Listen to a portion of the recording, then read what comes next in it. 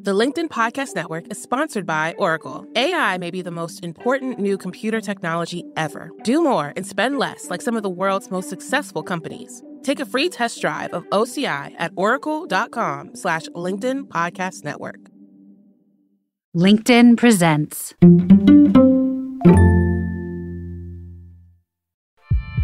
I'm Rufus Griscom, and this is The Next Big Idea. Today, why anxiety and achievement often go hand in hand.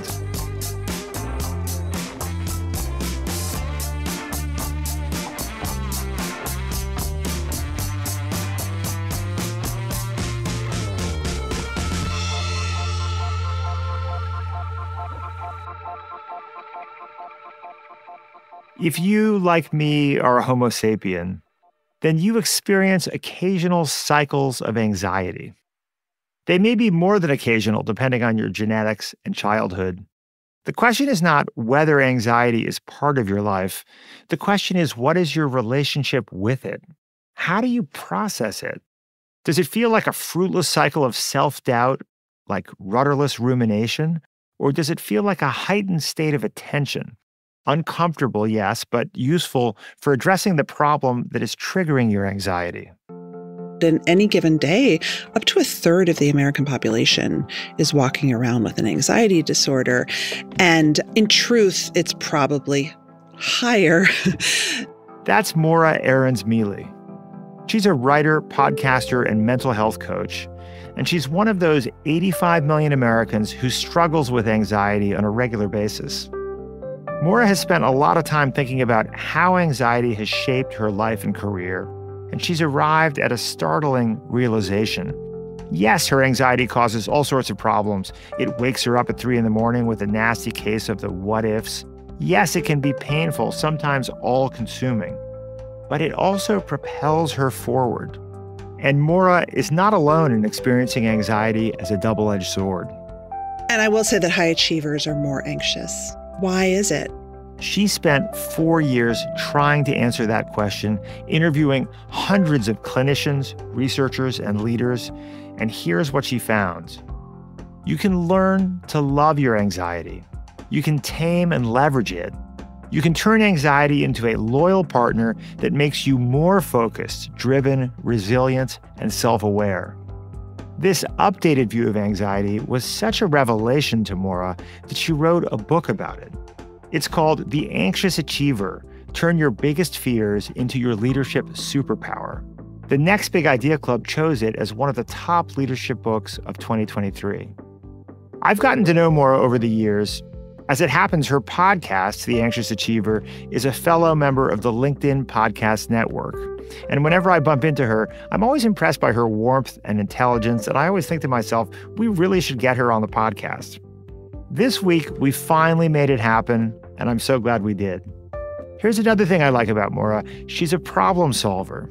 The conversation you're about to hear is full of practical tips, tools you can use to manage your anxiety when it threatens to overwhelm you. Simple hacks involving pens and bananas. Morra is not a Pollyanna. She knows firsthand just how debilitating anxiety can be.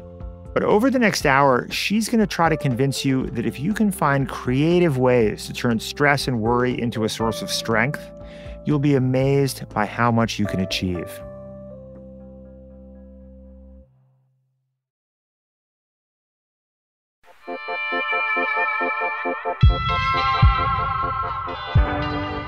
Morra Aarons-Mele, welcome to The Next Big Idea.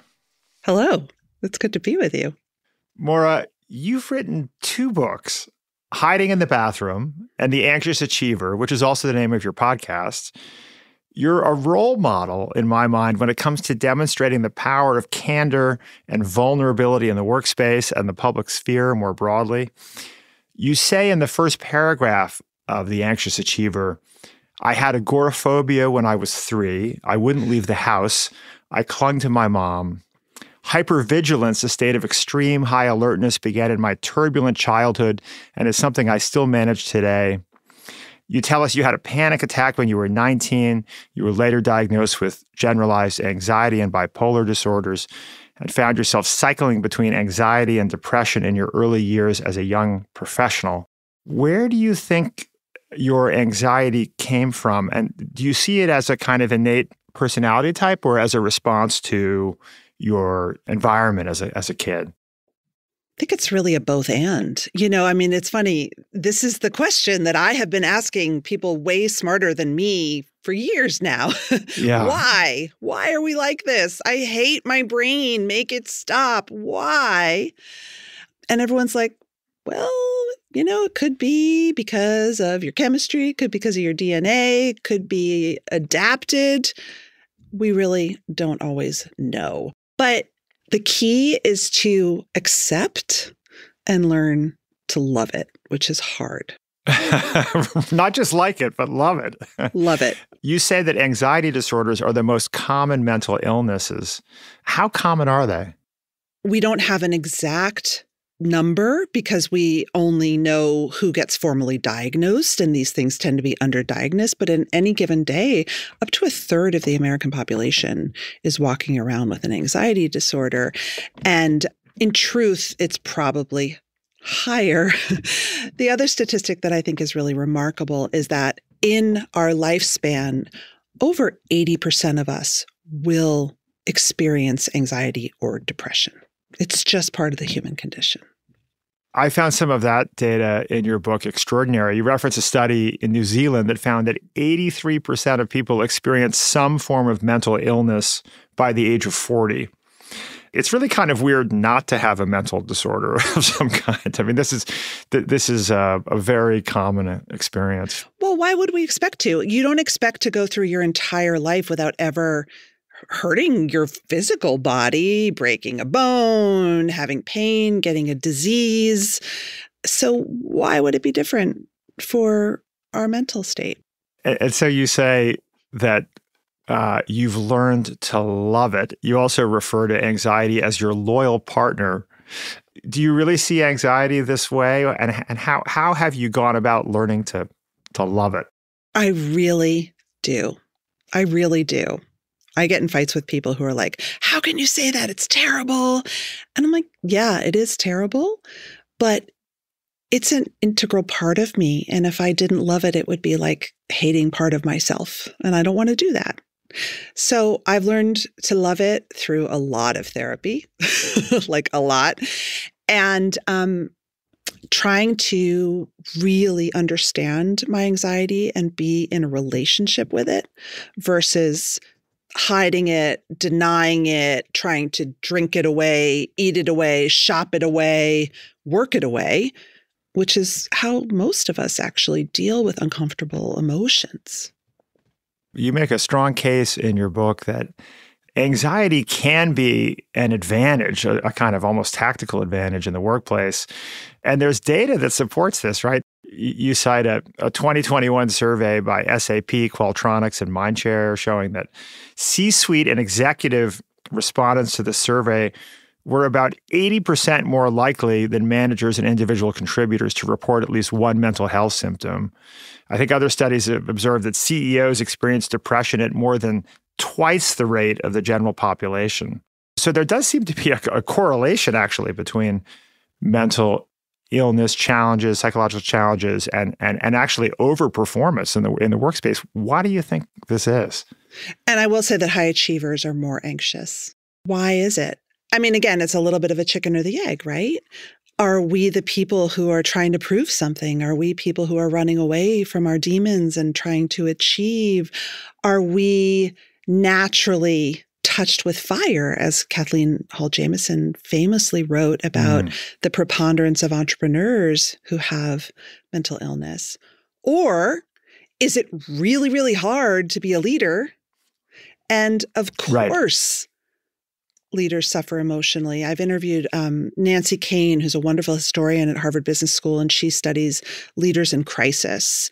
And, her take is that there is no great leader who hasn't been on what she will literally call the cliff of despair in the course of their leadership. And that makes sense too, right? And certainly anxious. How could you not be anxious? So I don't actually think it matters, but I do want to say that for my fellow travelers who have really tricky brains, it's actually your superpower.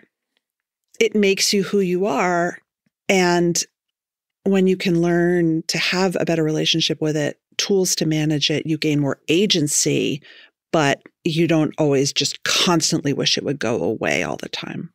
There's also evidence that it's not just anxiety and depression. I think there was a study from London's Cass Business School showing that as many as 35% of U.S. entrepreneurs suffer from dyslexia, whereas the NIH says 5 to 10% of Americans are dyslexic. So massive overrepresentation of dyslexics, like ADHD symptoms, I think also often cross-correlate with dyslexia, have been associated with higher levels of creative achievement in professional and everyday life contexts. There's a scientist and psychiatrist, Michael Freeman at UCSF, who studies the intersection of certain kinds of mental illness and neurodivergence with entrepreneurs. And it is indeed true that entrepreneurs over-index on both neurodivergence and mental illness.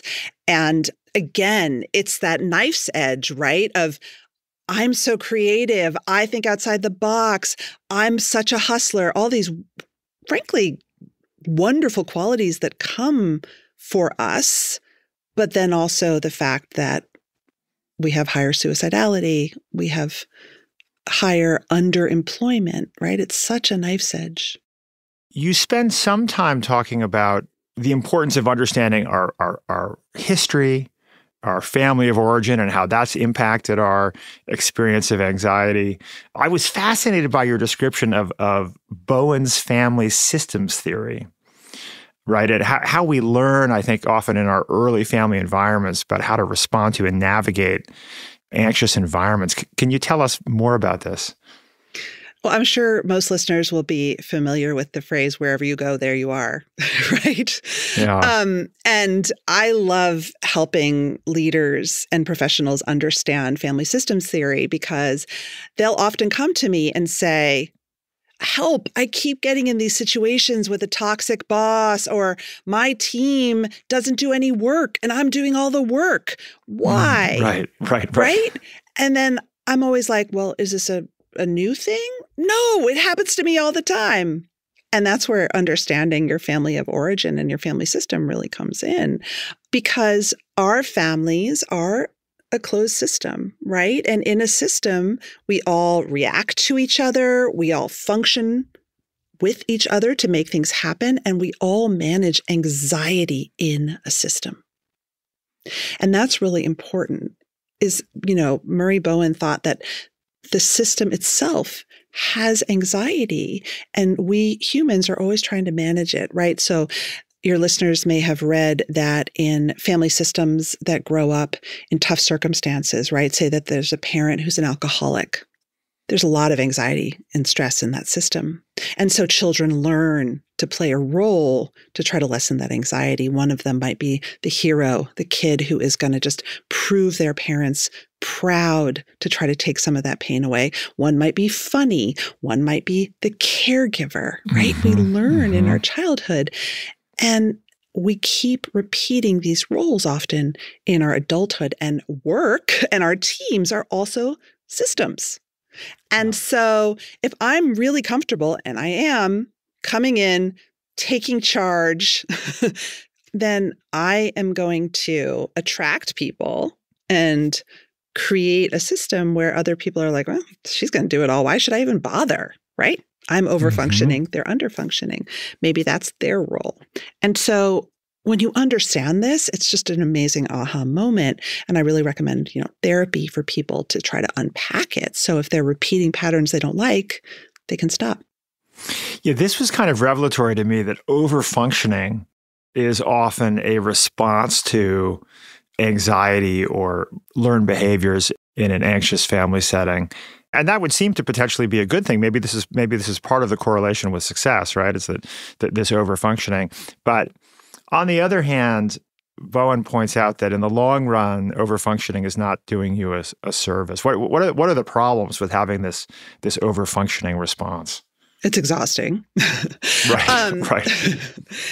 I mean, if you think about it in the lens of parenting, for example, we know that when our kids are little, we need to take care of them, we need to feed them, we need to clothe them, we need to do a lot for them. But as they get older, it's our job to help them do things for themselves, right? It's not appropriate if you have a 30-year-old kid and you're making them dinner every night, right? That's not good for them.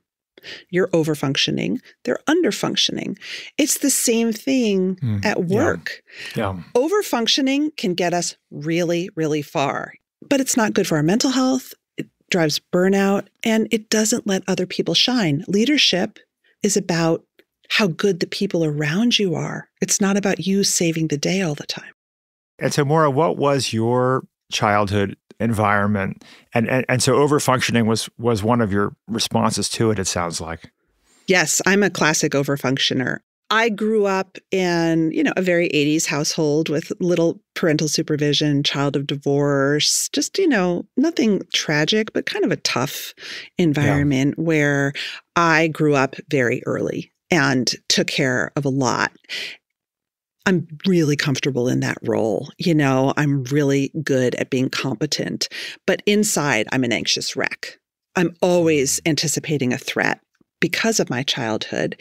And so I have a lot of hypervigilance, which is we're all scanning the environment for threats. This is really common for people who grew up in tough situations, right?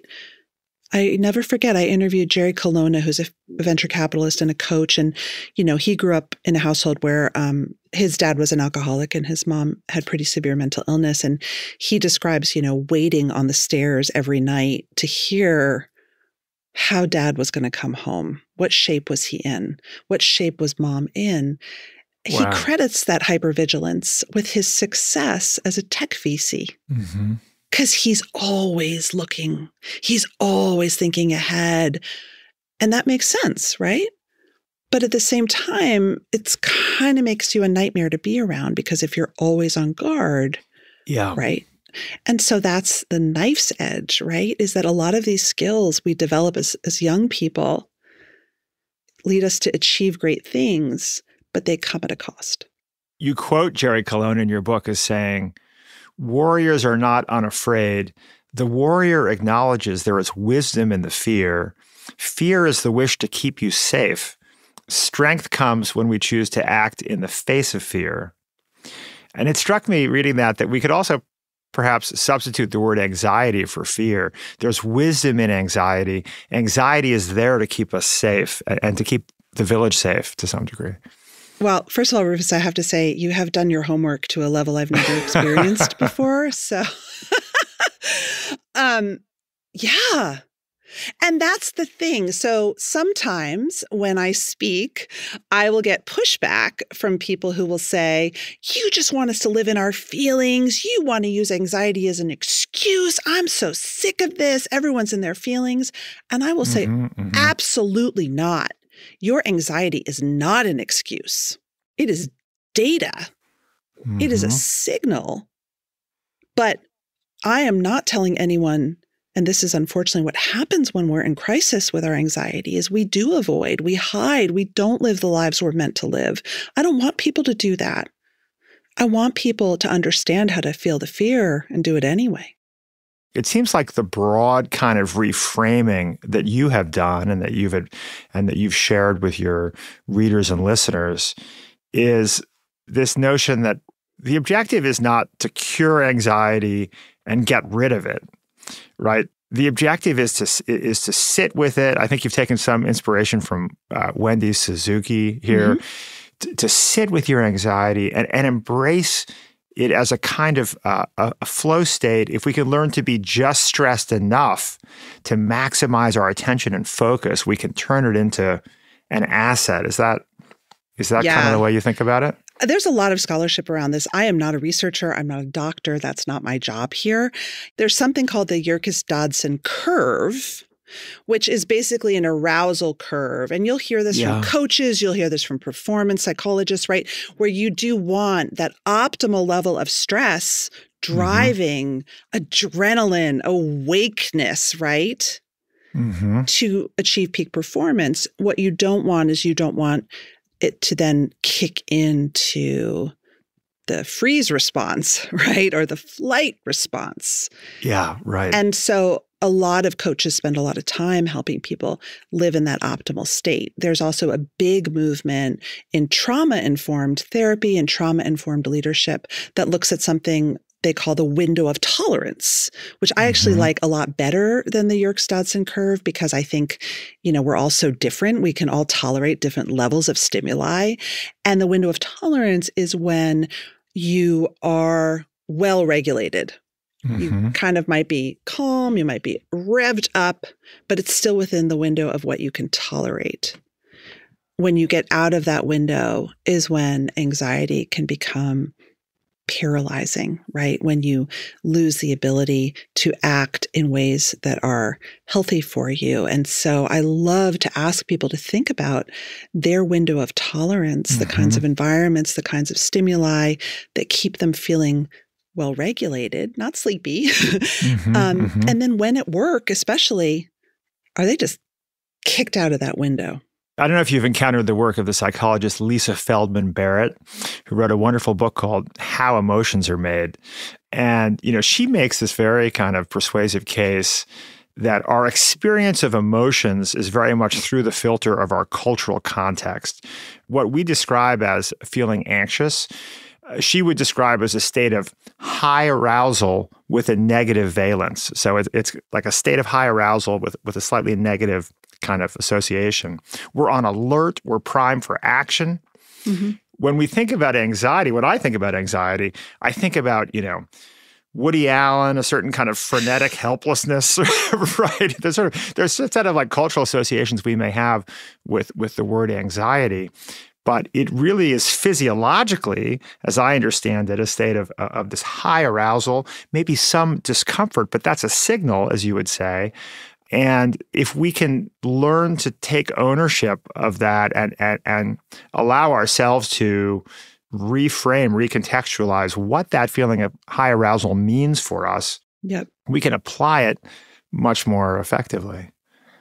Yeah, absolutely. I mean, the thing to remember is that anxiety is ancient. It's a lizard brain emotion. And what I've learned over all these years is that our brain can't distinguish between I'm about to get eaten versus I have a 4 p.m. sales meeting with Steve, who's a real jerk. Right. Our brain, it can't. Yeah. So our brain is like, help, we're about to get eaten. And Steve may be hungry, but he's probably not a cannibal. You're probably okay. No, but he's a jerk. And he's going to shame us and make us feel bad or trigger us or bring back memories, right? We don't want to feel that way. And so our brain is doing the best job it can to make that feeling go away. And so even just knowing that anxiety, it's not your fault. You're not making it up. It's an important and crucial piece of your nervous system, I think is really soothing.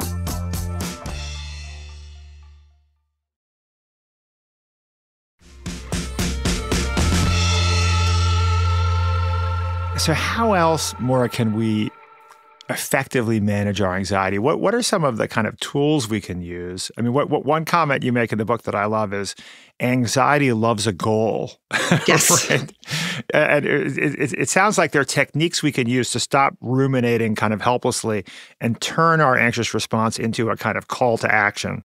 So my big aha moment around this is when I learned that worry is one of our brain's favorite anxiety responses. So when we worry, our brain actually thinks that it's doing something useful, right? It's like, oh, if I just worry about this, right? You're right.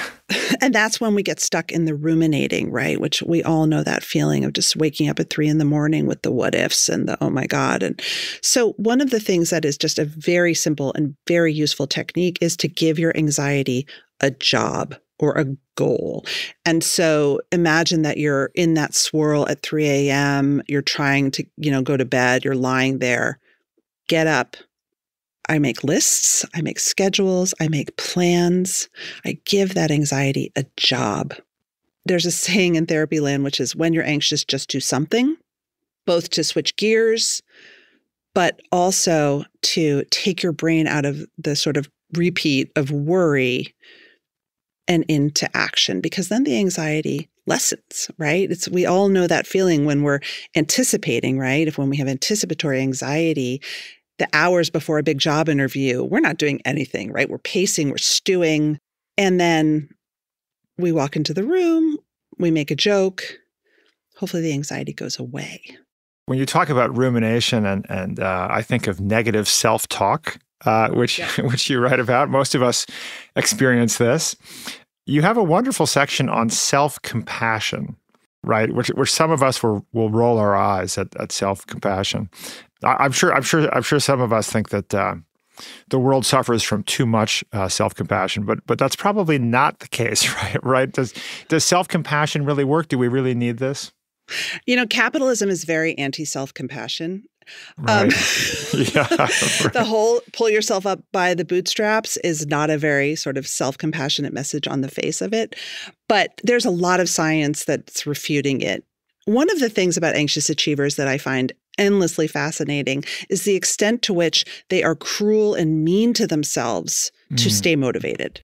I have interviewed so many successful people whose constant inner dialogue is, you're lazy, you're a failure, you don't belong here. I have it myself. Mm-hmm. Yeah. And a lot of us train ourselves to motivate ourselves through that self-talk. And it can work, but only up to a point. There's only so long you can be cruel to yourself and push yourself. And so self-compassion is, again, if you're not into it, if it sounds too woo-woo, just think of it as a way to redirect the tape, to stop the endless, you're lazy, you're bad, you don't deserve this, you're a fraud, you're going to get fired, and just say, I'm just going to press pause on that for a little bit. You quote psychologist Kristen Neff, who's done a lot of research on self-compassion, who says that while self-criticism can be a short-term motivator, it, quote, works in the way that corporal punishment works with children. It gets short-term compliance, but causes a lot of long-term harm. Well, that kind of resonated with me, right? Because I think a lot of us do have this sense that, well, when I really just self-flagellate and berate myself in my head, it does get me to kind of shift behavior or take some kind of action. But that may be a short-term solution that in the long run is not paying out. Emma Seppala at Yale calls it your inner terrorist. If I may share something personal. Yeah, please. Yeah. I struggle so much with body image and the need to feel like I have to exercise a certain amount. And I am so hateful to myself in my brain about that. If I eat too many sweets, or I miss a couple days of working out, or I feel like I can't fit into my clothes, I am so cruel to myself. And I have used that cruelty to make sure I was an athlete, make sure I work out. I've interviewed a lot of athletes, and that combination of really, really giving yourself all that hatred, plus the sense of having a lot to prove, can really motivate a lot of people for high performance. But then it just stops. It just stops. And I'm finding myself as I get older, I've been doing this for decades. I don't want to be this. I don't want to do this anymore. Interesting. So it's diminishing returns, right? Yes. And who wants to live in a place where you're I call it your own worst enemy.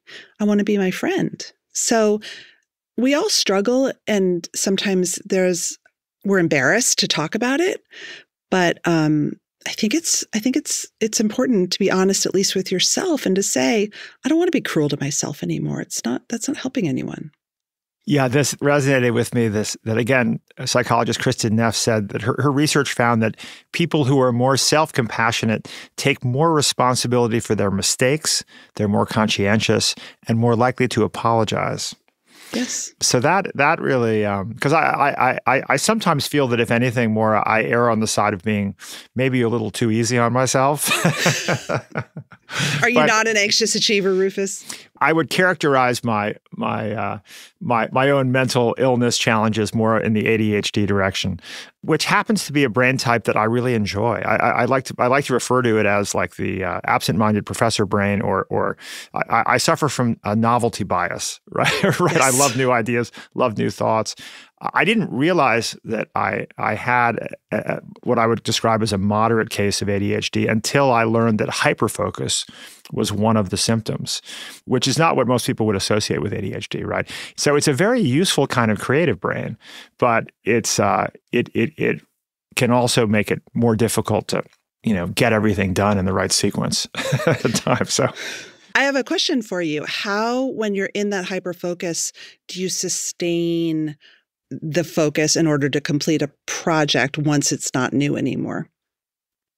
I've developed lots of techniques, right? I think this is what we all do, right? Now yeah. In my mid 50s, I've had decades to to develop a range of different techniques to become more effective at sticking with like ongoing projects that are less novel and less exciting to me.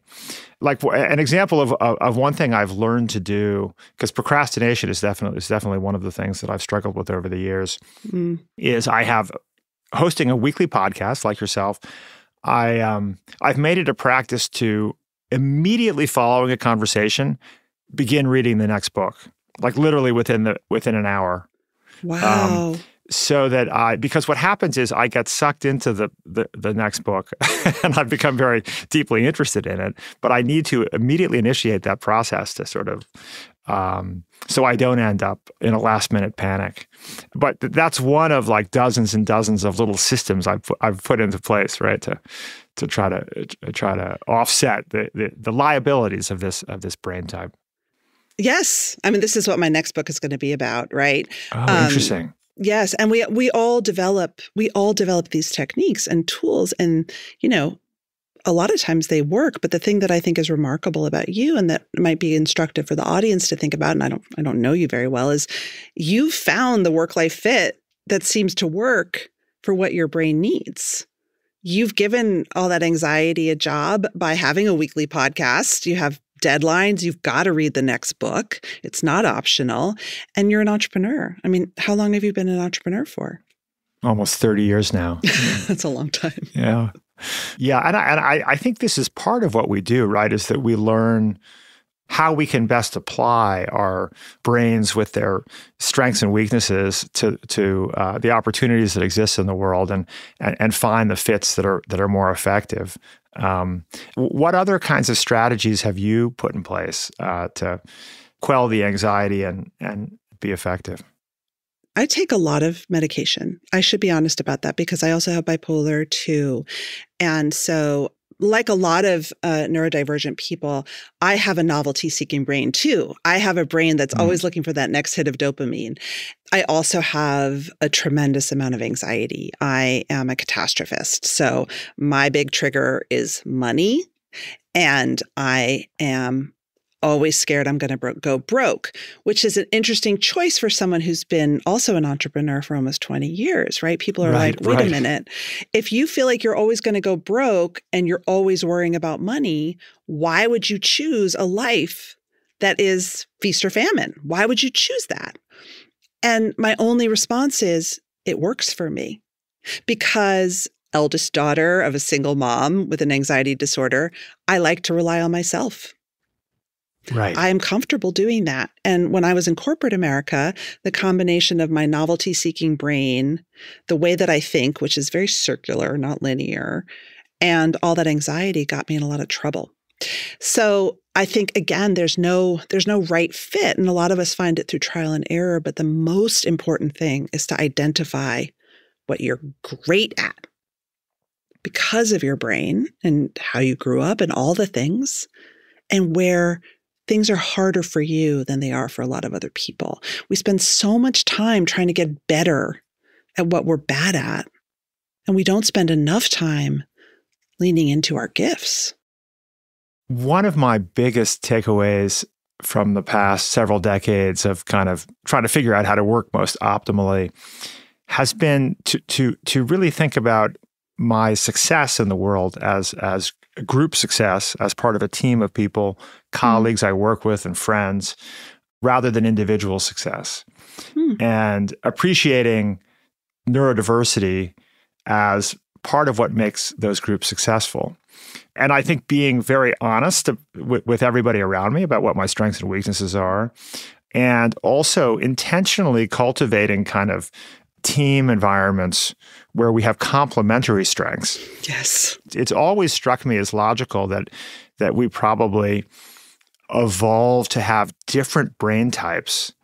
And I was happy to see, actually, just in the last 24 hours, I did some digging to see if there was more consensus around this. And it turned out in 2021, there were some Cambridge archaeologists who proposed a new theory of the evolution of complementary cognition, which is precisely this. Our ancestors evolved to specialize in different but complementary ways of thinking.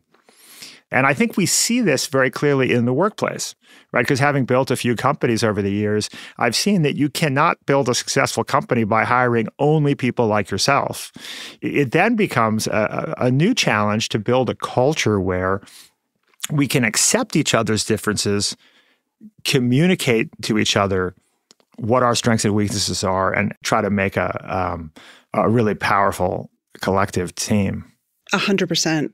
I used to own a business. I sold my business. We lost 30% of our revenue overnight during the pandemic, and I freaked out. It hit all of my money story stuff. I had a wonderful partner. She's cool as a cucumber. She's a spreadsheet queen. And she made me a spreadsheet. And she was like, Morra, look, here's 4 different ways it's going to be okay. Having someone on my team who understood my anxiety, could tolerate it, and had a way to help me feel better was the biggest gift I could have gotten in that instance.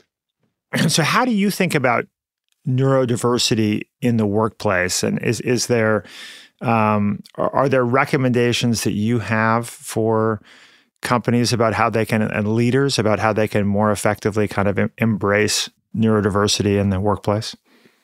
I'll never forget when I interviewed Christina Wallace, who's a professor at Harvard Business School, and she had a really traumatic childhood. And in every job she's ever had, she will say to her team, these are the things that trigger me. And when I get triggered, I get tremendously anxious. I get taken off task. And so if there's certain kinds of news to be delivered, could you deliver it in this way? And I think that that's, obviously that's a very honest example, but I love this trend of work style questionnaires, and it's really important in remote work. How do I like information to be delivered to me? How do I like unsettling news? How do I handle change? Do I like brainstorms, or do they make me want to hide? How do I feel about being on camera? Another one, and I talk about this a lot, is making sure you have clear expectations and you're setting clear expectations. If you're an anxious achiever and you hear from your boss, got to be perfect, you're being literal with that. You will work yourself to the bone, and you may not even know from your boss what perfect really means.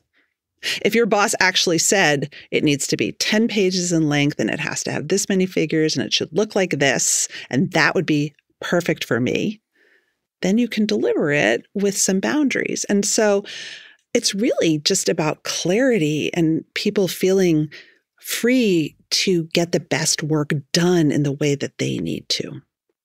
When you're dealing with a moment in the middle of the workday where you feel just an anxious response overwhelming you, maybe even a sense of panic, do you have techniques that you'll employ to kind of reset yourself? So my favorite technique is a grounding technique that uses a pen. And you can do this in a meeting. You can do this when you're giving a speech.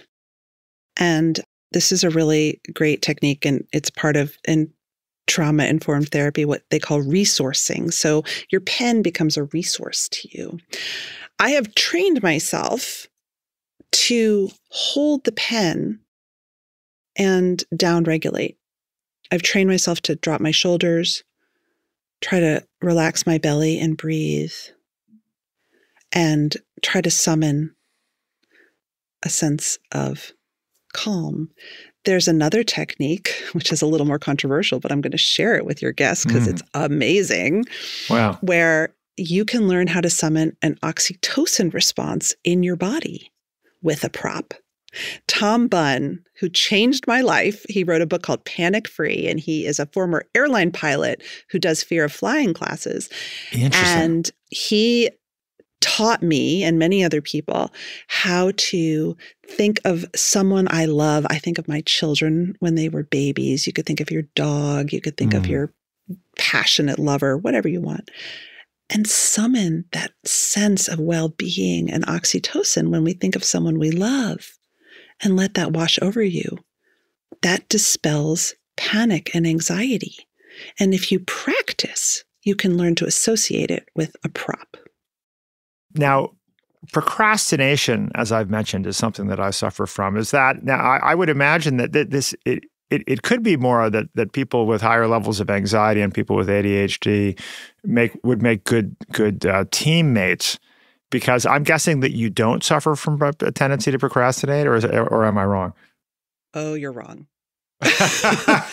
I mean, we procrastinate for a lot of different reasons. A lot of anxious achievers procrastinate because they're perfectionists.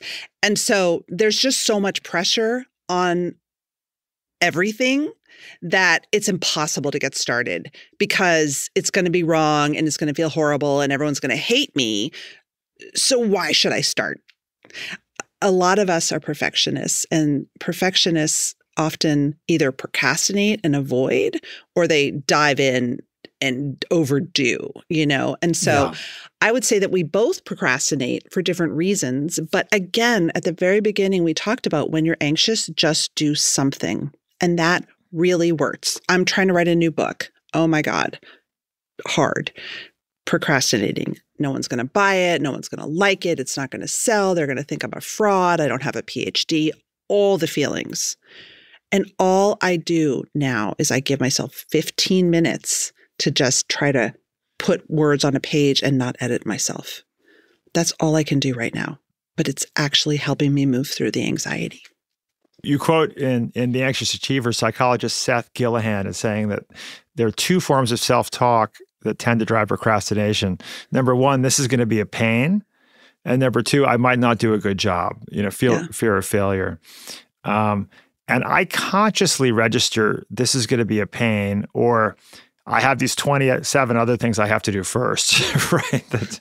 But I do accept that unconsciously, I think the fear of failing underlies the tendency to procrastinate, because I do see a pattern, which is that I tend to procrastinate, particularly on high-value tasks, and so that makes sense. I mean, at the end of the day, a psychologist I really admire, Angela Neal Barnett, says that work is school for grownups. And I think all of us can relate to that feeling in middle school where we walk into the cafeteria and maybe no one wants to sit with us, or we say something dumb in class, or we get a bad grade. We're human. We fear being judged. We fear being not liked. We fear being left out. We fear being shamed. We fear loss. It's totally normal. It's when we understand it and accept it that we don't get frozen by it. This reminds me of a beautiful kind of moment in your book. You describe looking inward at the small, frightened child who still lives within. And I'm quoting you here. You write, 5-year-old Morra, defenseless and hypervigilant and desperate to please, peering up at adult Morra, who has so much more power, experience, and wisdom. And then you say, sometimes I picture the adult me bending down and scooping up child me, as I would one of my own children, holding her until she calms. Wow, what a powerful visualization.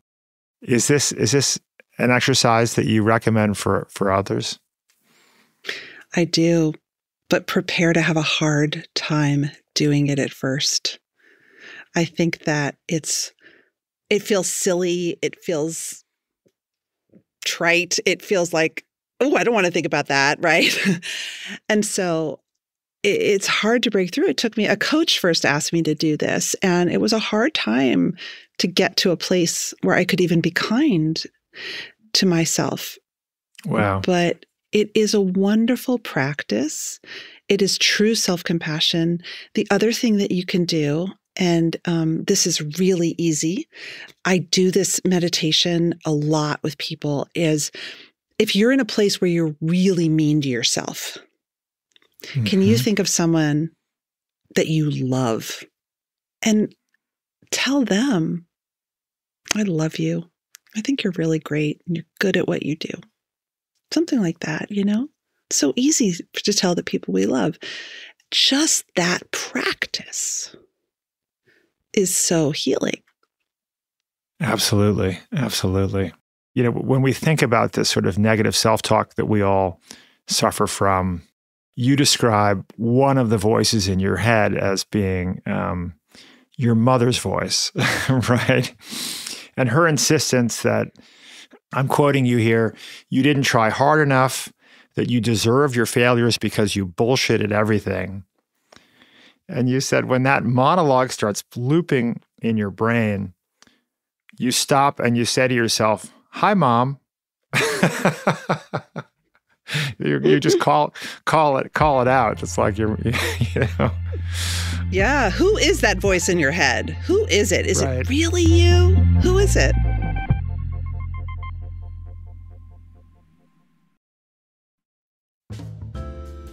Most ideas bounce off us, but some actually change us. If you want more of those ideas in your life, there's no better place to find them than the Next Big Idea app. We partnered with hundreds of the world's leading nonfiction authors to create audio summaries of their books. We call these summaries Book Bites, and our app features a new one every single day. You can listen to a book bite in 12 minutes or read it in 5. There's no other place on the planet where you can listen to book summaries created by the authors themselves. And that's not all we have waiting for you when you download the Next Big Idea app. We've also got professionally narrated summaries of classic books, video and audio masterclasses, ad-free versions of this podcast, and tons of other member benefits. So what are you waiting for? Pause this recording, open your app store, and search for the Next Big Idea. There is no better way to get smart fast. Download the Next Big Idea app right now.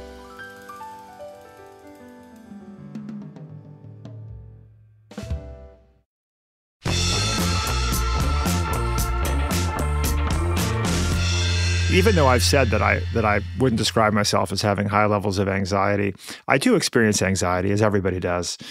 And I think for me personally, throughout my life, one of the techniques that has been most effective has been befriending the worst case scenario. My mother was always saying to me, Rufus, how can you possibly, start this startup? You have no health insurance. You've got no, why would you do this? This is insane. And I've always sort of had a little bit of a distance between my extraordinary and brilliant mother and myself in the sense that she would always project a lot of anxiety onto the way that I was navigating the world. And I just would always say, Mom, I'm just at peace with the idea that if things don't work out, I will get a job at a coffee shop as a barista and I'll read a lot of books. And I'll be, like my base requirements for happiness are just not that high. And then obviously, after befriending the worst case scenario, the next step is go work your ass off to create a better outcome. I mean, this is not fatalism by any means, but it's just saying, hey, I can live with this worst case scenario. Now I'm going to go and create the great outcome that we want. I think you missed a step, which is really important. Have people around you who are not unreliable narrators. So when we're anxious, we can be extremely unreliable narrators. And so in my brain, I'm going broke. I'm having to sell my house. My kids are living on the street. I'm not a reliable narrator. I need to have someone in my business who is, or I work with a financial advisor. I pay them because I know that for me to be left alone with all the anxiety about my money and my retirement for our family is not a healthy situation. So I pay to get help. And so I think it's that magic triangle of what Angela Neal Barnett calls the so what chorus. I'm going to get fired. So what? I'm going to not have a job. So what?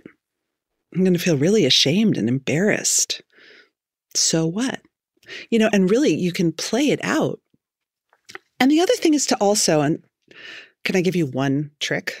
Sure, please. So this is my favorite tool, and it's from ACT therapy, acceptance and commitment therapy, and it's called the banana trick. And if you are either in that catastrophic thinking, your boss wants to meet tomorrow at 4, I'm getting fired for sure, right? You're feeling that negative self-talk, I'm a fraud, I'm terrible, do this.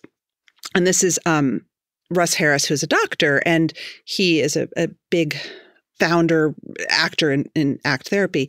When his anxiety was so bad that when he was in surgery, as he was cutting into someone, he would think, why am I here? Why did they hire me? I'm not a good surgeon. What if I'm going to hurt them? He would have these irrational anxiety thoughts. And so what he learned to do is replace those thoughts with, I'm a banana. I'm a banana. Okay. I'm a banana. You can sing it. Sometimes I'll sing to myself like, I'm a failure. I'm lazy. I don't belong. I know it's silly. It's separating the irrationality of the thought from life. And it can take a lot of the power away from the anxiety and the worry. Morra, I'm interested to know how your own journey has continued. And obviously one of the things that you've chosen to do in your work is to be extremely forthcoming, on your podcast and in your writing. And you write at the end of The Anxious Achiever, while writing this book, you had the worst mental health crisis you'd experienced in 13 years. Mm-hmm. You wrote, for weeks, I existed in a state of panic and anxiety. I couldn't see beyond my own suffering. And this was a few years ago now, a couple of years ago. How are you doing now? Do you feel like there's a clear line of progress, or is it bumpy? How are you doing? Thanks for asking. I'm doing really well. My husband reminded me when I had that terrible depression and anxiety bout that it had been 13 years and I had come out of that and I had 13 years that were mostly good and I could do it again, which is hard because when you're in crisis, it's really hard to see beyond yourself and it's hard to see beyond the next 5 minutes. And so my heart goes out to anyone who's suffering right now. I'm doing great, but I take my mental illness as seriously as anything else in my life. I have 3 children. I have a really busy life. I care for a lot of people. If I'm not well, it's not good for anyone. And so that's the other big shift is that, I have to take meds. I have to see a psychiatrist. I do therapy. I do exercise. I do meditation, all the boring stuff, I call it. And I love athletes and I love to think about great athletes. And the thing that great athletes do is they build in recovery, they build in healthy eating, they sleep, they get resources, right? If their thigh hurts, they go see a physical therapist.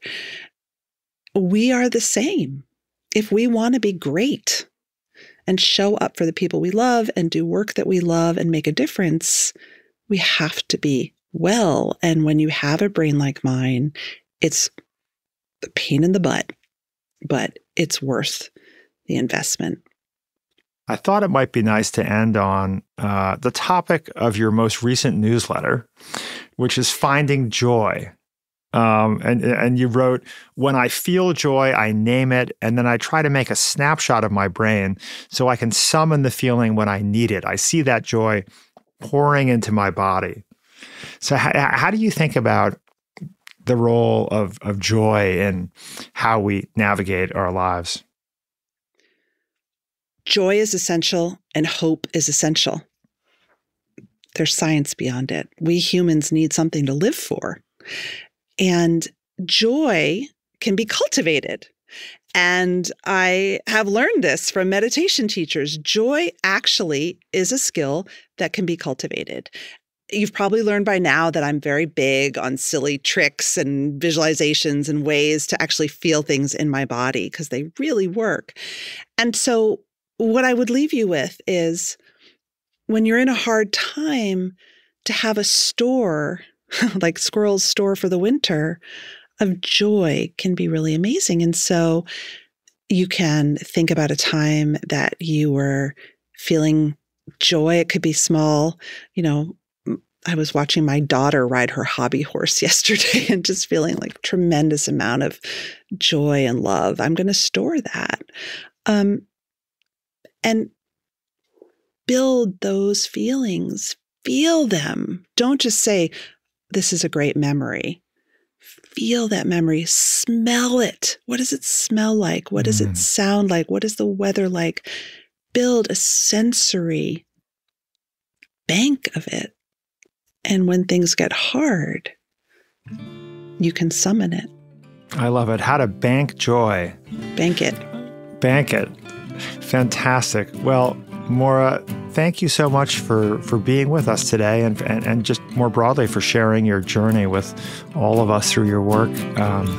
Such an interesting conversation. Thanks, Rufus.